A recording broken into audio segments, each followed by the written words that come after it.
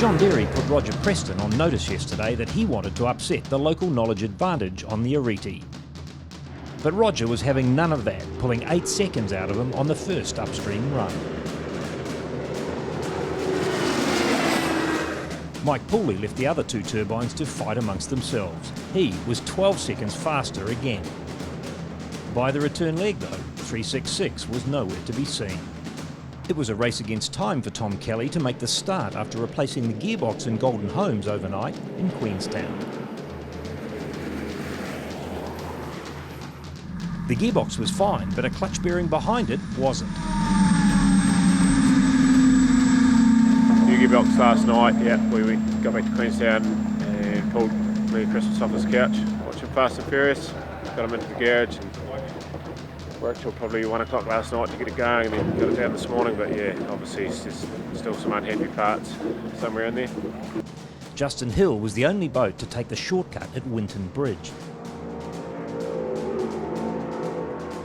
slicing vital seconds off the track through the riverbed to be a full minute clear of the next piston-powered raceboat. By the time he reached the top though, the engine was misfiring. Not sure yet.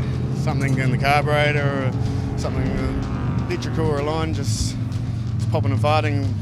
So yeah, we'll find. It got better actually the way further we got down, so yeah, it was raining up the top quite hard and maybe we got a bit of water in there. And Holland had the twin-turbo Nissan back on the start line, but the shallowest river in this year's marathon got the better of him, and the boost pressure once again split the air intake. He and Fraser Guys battled to stay in the race, but they were forced to finish today as they finished yesterday. Damien Pulley and Paul Cross kept their A-class entry in the competition, but like so many today, the feeling of gravel rash was a common occurrence. Mind you, entertaining the crowd was an expectation, and the local lads obliged.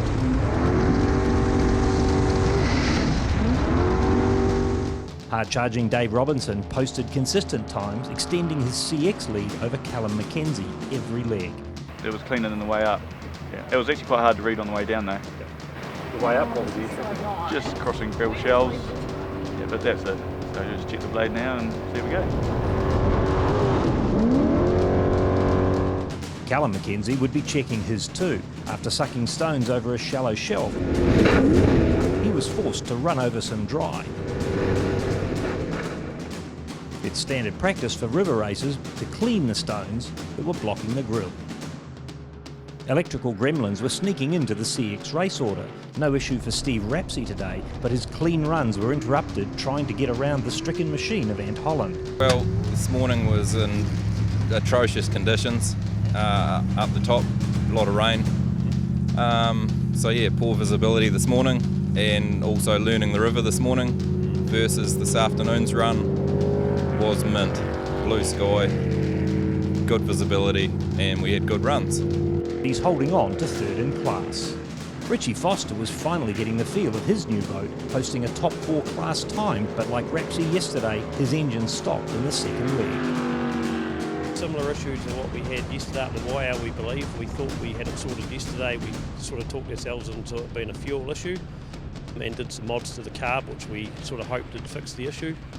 Coming back down, going good, full power, and then engine just cut on us completely. Went for a bit of a wild ride, and yeah, that's sort of the day done for us for now. Likewise, Andrew Scott had CX99 on song for most of the first leg of the day. Grabbed third in class despite the engine starting to misfire. Electrical issue, we guess, and we nursed it to the top, but we couldn't get it fixed, so unfortunately it didn't start downstream, and we'll just see if we can get it kicked in the guts now for tomorrow, hopefully. Any chance of Riley Smith catching Lee Harrison was melting away with the number 2 plug lead, FX166 misfiring and requiring a quick fix from a pleasure boat on the side of the river. Lee Harrison didn't put a foot wrong all day. His times were mixing it with the higher horsepower CX class and had him finish the day top 10.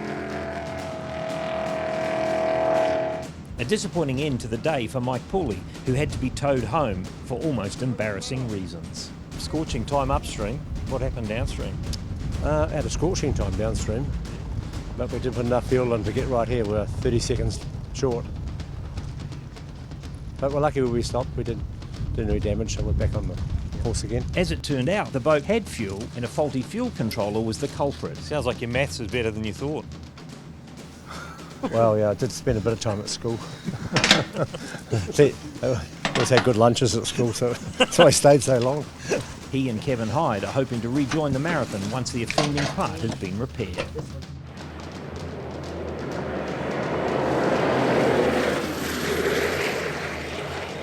Try as he may, John Derry wasn't able to match the pace of Roger Preston. Even shortcuts over shingle wouldn't make the difference.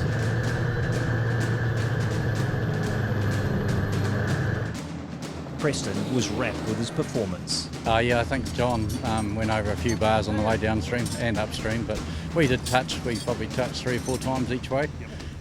Just taking the shortcuts, they just were a bit shorter than we thought.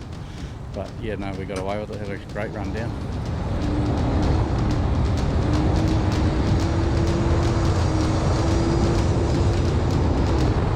With the pressure on, the father and son duo regained the outright lead by nearly 30 seconds. Will another day on a local river help their cause? Tomorrow's another day.